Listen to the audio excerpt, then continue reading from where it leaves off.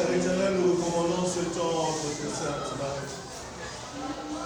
Oui, Père, nous sommes venus en ce lieu pour te rencontrer. Nous sommes venus en ce lieu pour parler avec toi. Nous sommes venus en ce lieu,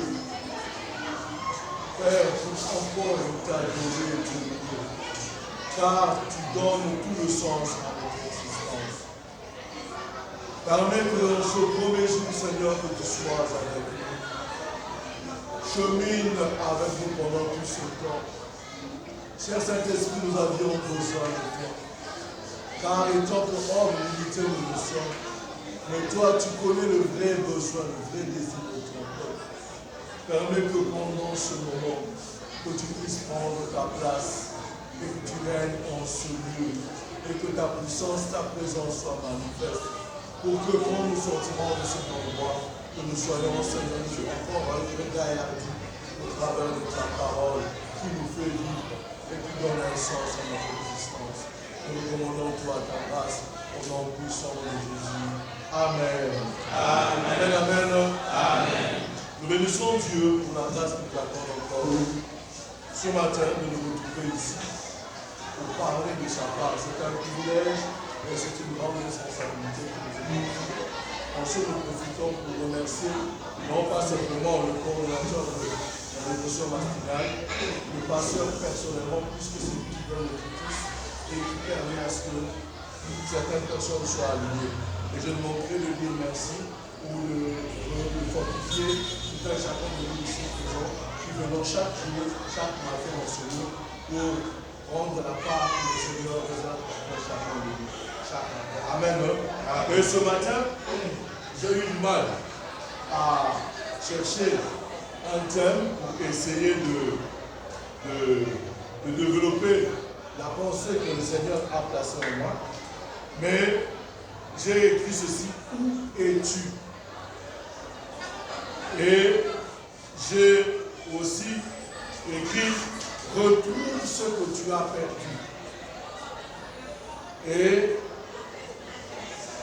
j'aimerais, pour ce premier jour, essayer de gratter un aspect que j'ai intitulé le mandat. Amen. Amen. Donc, où es-tu? Retrouve ce que tu as perdu. Et le mandat. Ainsi, je veux nous inviter à lire le livre de Genèse 3, 8, 10, qui dit ceci.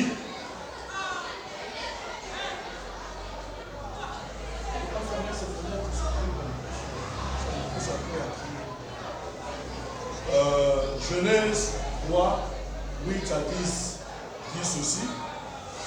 Alors, il entendit la voix de l'Éternel Dieu qui parcourait le jardin vers le soir, et l'homme et sa femme se cachèrent loin de la face de l'Éternel Dieu, au milieu des arbres du jardin.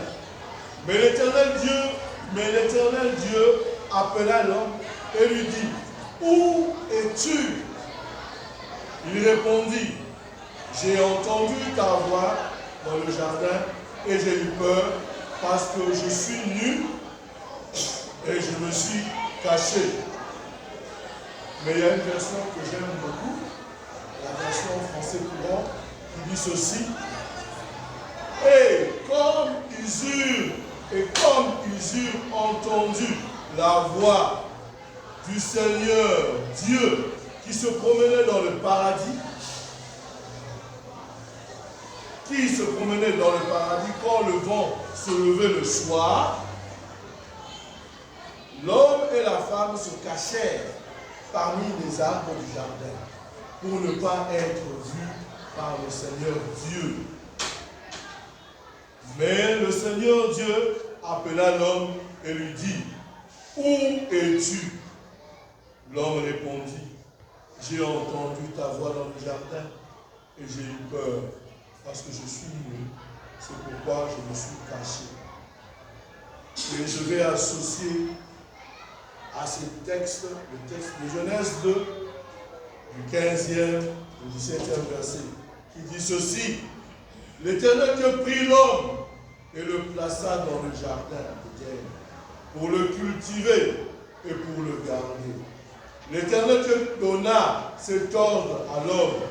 Tu pourras manger de tous les arbres du jardin, mais tu ne mangeras pas de l'arbre de la connaissance du bien et du mal. J'ai aimé ce que le pasteur Yaman nous a enseigné un dimanche. Il dit, ne cherchez pas à amplifier ça. C'était simplement le fruit. Ne mangez pas l'arbre de la connaissance, mais tu ne mangeras pas l'arbre de la connaissance du bien et du mal. Car le jour où tu en mangeras, tu mourras. Amen. Dieu nous a placés au centre du jardin d'Éden, qui, autrement, on peut aussi dire le jardin des délices. Le jardin des délices, où est-ce que il y a beaucoup de merveilles et il y a beaucoup de choses. Et c'est là que Dieu plaça l'homme. C'est là que Dieu plaça Adam et Ève. En les plaçant, leur a donné une mission, celle de prendre soin de ce jardin, afin que ce jardin soit toujours ce jardin de délices, mais avec une interdiction, celle de ne pas manger l'arbre de la connaissance du bien et du mal. Et Dieu lui dira que le jour que tu en mangeras, c'est ce jour-là que tu mourras. Et au tout début, on se rend compte que, comme par habitude, Dieu vient dans ce jardin, où est-ce qu'il avait l'habitude de croiser l'homme et la femme. Là où est-ce qu'il avait donné à l'homme et la femme le mandat de gérer. Mais il ne trouvera pas l'homme et la femme. Et là, ça a un peu cogité dans ma tête. À tel point que le Seigneur dira, où es-tu? Qu'est-ce qui a incité que Dieu puisse dire ou poser cette question à l'homme, où es-tu? C'est parce que quand il y a une personne qui coordonne les activités, on se retrouve que dans cet endroit-là, tout se déroule en bonne et due forme. Il y a de l'ordre.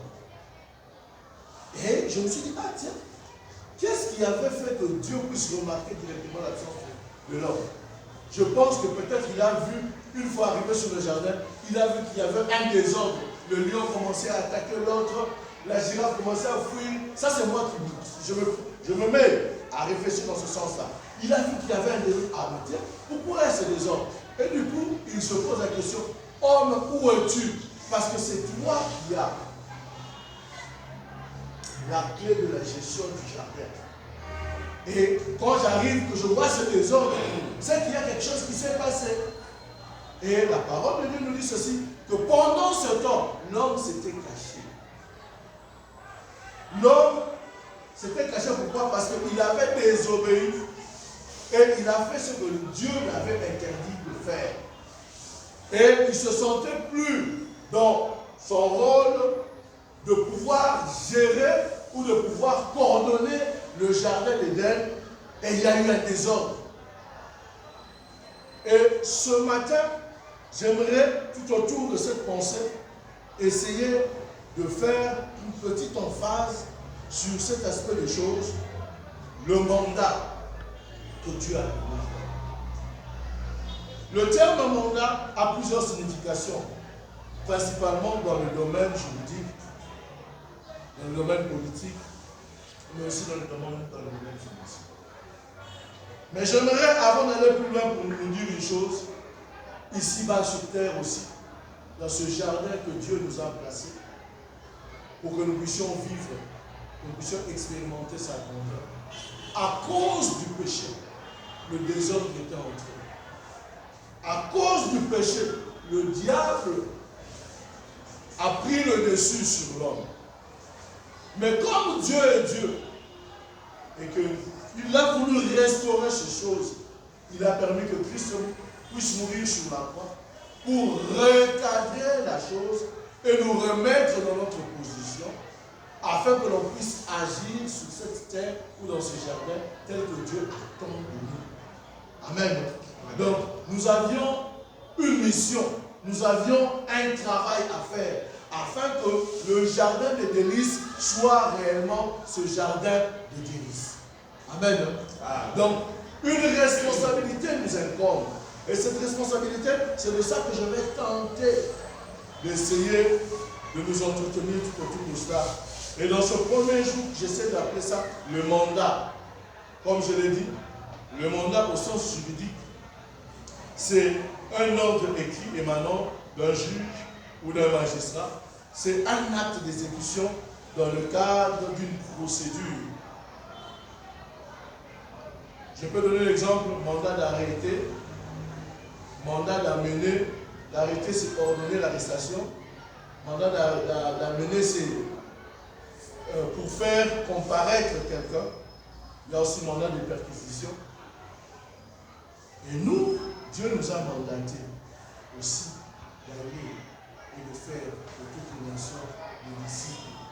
Amen. C'est le mandat que Dieu nous a donné. Et cela nous incombe à nous. Et j'aime aussi, j'ai vu encore un autre aspect, dans le sens juridique toujours, on parle de la procuration. C'est la définition la plus profonde, c'est la plus fondamentale plutôt. C'est un contrat par lequel une personne appelée le mandant donne à une autre personne appelée le mandataire le pouvoir de faire un ou plusieurs actes juridiquement en son nom et en son compte. Amen. Amen. Et Dieu, via Jésus, en mourant sur la croix, il nous a donné le pouvoir. Amen. Amen. Quand il est mort sur la croix, il nous a donné le pouvoir. Et il a dit qu'il les a vaincus. Et il a vaincu par la mort à la croix. Et nous sommes associés à cette victoire. Et il nous mandate d'agir en son nom. Donc, quand nous devons agir, nous devons savoir que nous n'agissons pas comme toute personne, mais nous agissons en victorieux, en vainqueur, dans tous les domaines de notre vie, dans tous les domaines de ce que nous sommes en train de faire. Nous devons agir étant que des victorieux. Pourquoi Jésus nous a mandatés à faire ces choses. Voilà pourquoi, mes amis, quand tu es devant une situation compliquée, ne te tais pas, parce que tu as le mandat de Dieu. Tu es établi par Dieu pour accomplir la chose que Dieu attend de toi de faire. Voilà pourquoi je ne cesse de nous dire, bien-aimés, de ne pas paresser, de ne pas toujours attendre que le pasteur vienne ou que c'est. Non, là où est-ce que tu es, il faut que nous sachions que nous sommes mandatés à changer les choses afin que le jardin soit un jardin de délices. Voilà pourquoi, quand Pierre et Jean avançaient devant la belle porte et ils ont vu le paralytique par terre, dans Matthieu, j'ai perdu le passage, ils diront à cet homme, nous n'avons rien à te donner. Parce qu'ils savaient qu'ils avaient le mandat. Tout ce que nous avions, nous te le donnons, lève-toi et marche. Ils ont manifesté la gloire de Dieu. Pourquoi? Parce qu'ils ont opéré dans la connaissance du mandat qui est donné. Amen. Et ce matin, ma prière est que nous puissions comprendre la position que nous occupons dans ce jardin qui est cette terre que Dieu nous a donné. Amen. Il nous a pas seulement donné pour qu'on vive tel qu'on le veut, mais non, on doit savoir que nous sommes des mandataires de Dieu ici-bas sur terre. Amen. Amen. Il y a aussi ce qu'on appelle un mandat politique. Dans le sens politique, il s'agit de chargé élective. Qu'est-ce que je veux dire par là? C'est la mission ou la fonction que les citoyens confient à une personne par la voie d'une élection. Donc, on choisit une personne pour pouvoir nous représenter. Le terme désigne également la durée de cette fonction. Le terme désigne aussi, donc, en fait, ce mandat politique, il est aussi restreint par rapport à sa fonction et par rapport au temps. Comme chez nous, la présidence, ce n'est que 5 ans, le Sénat, c'est 5 ans, et tous ceux qui s'en suivent. Mais ce qui est intéressant dans l'aspect du mandat politique, Nous sommes dans le gouvernement de Dieu. Amen. Et celui qui règne, règne d'éternité en éternité. Donc cela veut dire, ce qu'il a établi, ce qu'il a prescrit, ce qu'il a dit, reste tel quel. Ce n'est pas que quand il est au pouvoir, après son passage, les autres personnes viennent, ils peuvent changer la constitution ou changer les choses qui régissent ceci ou cela. Non. Par rapport au mandat de Dieu, ce qu'il a établi et ce qu'il dit reste tel quel. Donc Jésus est Seigneur, il est assis à la droite du Père, et quand on l'invoque, on prie en son nom, ce que nous demandons, il va nous l'accorder. C'est comme ça et ça reste comme ça. C'est un principe établi. Amen. Et nous devons évoluer dans ce sens-là. Et j'aimerais prendre encore un autre aspect du mandat. Je parle du mandat financier, dans le sens financier. C'est un titre utilisé pour effectuer un paiement ou un virement de fonds. Hein? C'est un titre, un document qu'on te donne pour effectuer un paiement ou un virement de fonds. On parle d'un mandat postal qui est un titre remis par un service postal pour verser une somme d'argent à un destinataire ou un mandat de paiement émis pour l'administration publique. Et nous, par rapport à ce mandat financier, il y a quelque chose que l'on sait, mais souvent qu'on oublie, c'est le nom de Jésus. Par ce nom, nous avions tout. Par ce nom, nous obtenons tout. Par ce nom, nous pouvons tout. Par ce nom nous rend capables à tout faire. Amen. Mais maintenant, bien aimés, que faisons-nous de ce nom? Comment l'utilisons-nous? Est-ce que nous savons que ce nom est lié au mandat que Dieu nous a donné? Parce qu'il dit, en mon nom, vous chasserez. En mon nom, vous... C'est en son nom qu'on le fait. Et bien aimé, quand tu agis dans le jardin de Dieu, dans la présence de Dieu, là où est-ce que le peuple, là où est-ce que Dieu t'a établi, tu ne le fais pas parce que tu le fais par tes capacités. Non, tu as un mandat que Dieu t'a donné. Quand tu reçois Jésus-Christ comme Seigneur et Sauveur dans ta vie, quand tu le reçois et que tu crains son nom, tu marches dans la crainte de son nom, sache que tu es mandaté à opérer ce que Dieu attend de toi. Les miracles ne sont pas seulement pour les apôtres. Les miracles ne sont pas restés lettres mortes dans la Bible. Les miracles sont appelés à être vécus maintenant, ici et dans ce pays, dans cette ville, dans ta maison, dans ton lieu de travail, en tout lieu où tu es habilité à accomplir le miracle avec la capacité que Dieu te donne. Amen, amen. Pourquoi? Parce que nous sommes mandatés à accomplir ces choses. En résumé, si vous entendez parler de mandat, cela se réfère souvent à l'idée de délégation de pouvoir ou de mission confiée à quelqu'un. Donc on a donné à quelqu'un ce pouvoir, ou on a donné cette mission. Et je viens de vous faire montre que le Seigneur nous a donné une mission par rapport à ces choses-là. La mission, elle est dans Genèse 1, 26, 28. La parole de Dieu dit ceci. Puis Dieu dit, faisons l'homme à notre image, selon notre ressemblance, et qu'il domine sur le poisson de la mer, sur les oiseaux du ciel, sur les bétails, sur toute la terre, et sur tous les reptiles qui rampent sur la terre. Dieu créa l'homme à son image, et il les créa à l'image de Dieu. Il les créa hommes et femmes.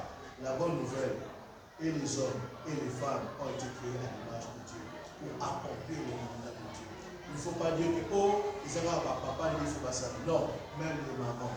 Amen. Les papas aussi, on ne doit pas être fainéant. Oh, maman est intercesseuse de la vie. Toi aussi, tu es l'intercesseur pour ta femme. Donc, c'est vice-versa. Ce mandat-là a été donné à tout un chacun de nous. Amen. Pour opérer dans la dimension de Dieu. Pour opérer dans l'image que Dieu a placée. Amen. Et la parole de Dieu dit ceci.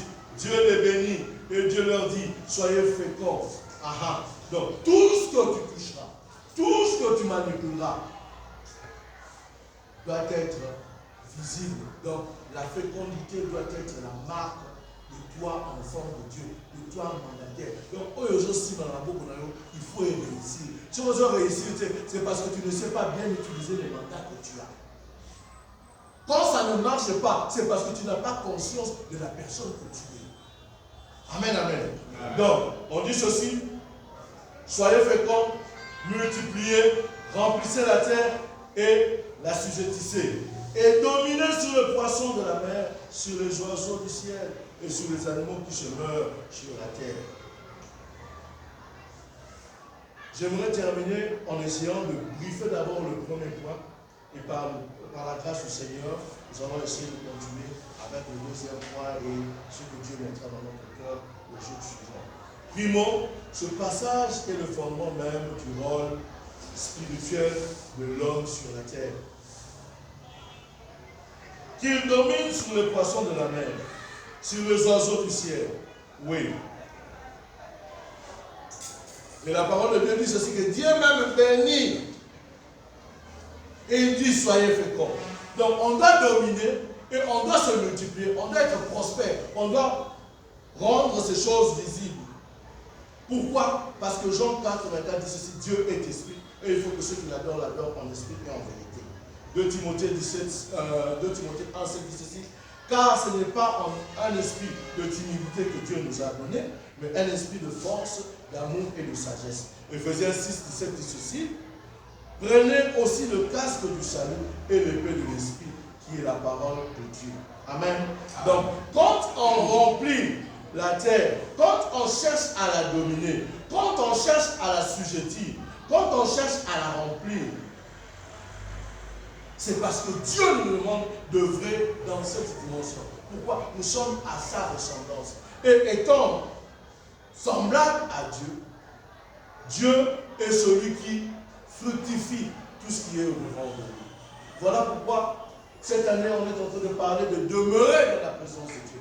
Parce que quand tu y demeures, tu es arrosé par sa présence. Et ici j'aimerais dire une chose. Pour œuvrer, agir dans ce sens-là, il faut utiliser la parole. Parce que Dieu est esprit. Et nous devons savoir que dans ce monde, le combat que nous avons, ce n'est pas contre la chair et le sang, mais c'est contre les dominations, contre les principautés, contre les esprits. Et pour pallier, pour vaincre ce combat, on doit être fort spirituellement. Voilà pourquoi par moment, nous sommes en train de prier, et pendant ce temps de prière, nous sommes en train d'assujettir ce corps pour laisser la place à l'esprit. Nous sommes en train de dominer l'âme pour laisser place à l'esprit, que notre esprit grandisse, que notre esprit puisse croître, afin que l'on soit prompt à vaincre le combat spirituel ou à vaincre le combat que nous avons tous les jours. Afin que nous puissions agir, non pas comme nous le pensions, mais que nous puissions agir tel que Dieu attend de nous. Amen, amen. Et c'est ce que j'ai aimé, ce que le frère William a dit. Nous ferons des discours. Amen. Je me limite par là, je n'aimerais pas plonger. Si j'essaie de plonger, je sais que je vais plus me développer. Je préfère m'arrêter d'abord ici. Que Dieu nous fasse grâce afin que l'on puisse comprendre ce dont Dieu a placé dans notre cœur comme pensée. De sorte que nous puissions prier en fonction de ça. Mais ce matin, je ne sais ce que la parole de Dieu t'a dit. Je ne sais qu'est-ce que Dieu a placé présentement dans mon cœur. Mais j'aimerais nous dire une chose. Nous sommes mandatés pour faire l'œuvre de Dieu. Nous sommes mandatés pour accomplir ce que Dieu a attendu.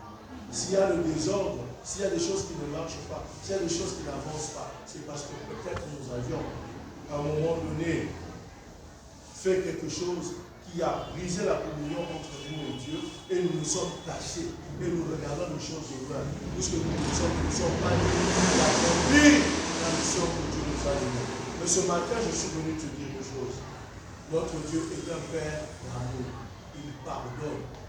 Il nous aime. Il est seulement question à nous de chercher, de nous présenter au devant de nous et chercher la restauration. Dieu est présent. Jésus était venu ici sur terre pour restaurer cette communion entre nous et le Père. Pourquoi? Parce qu'il veut que nous puissions agir de la toute puissance que Dieu a placée. Si tu veux voir la gloire de Dieu, harmonise avec le Saint-Esprit, harmonise avec Jésus, restaure ce qui est brisé.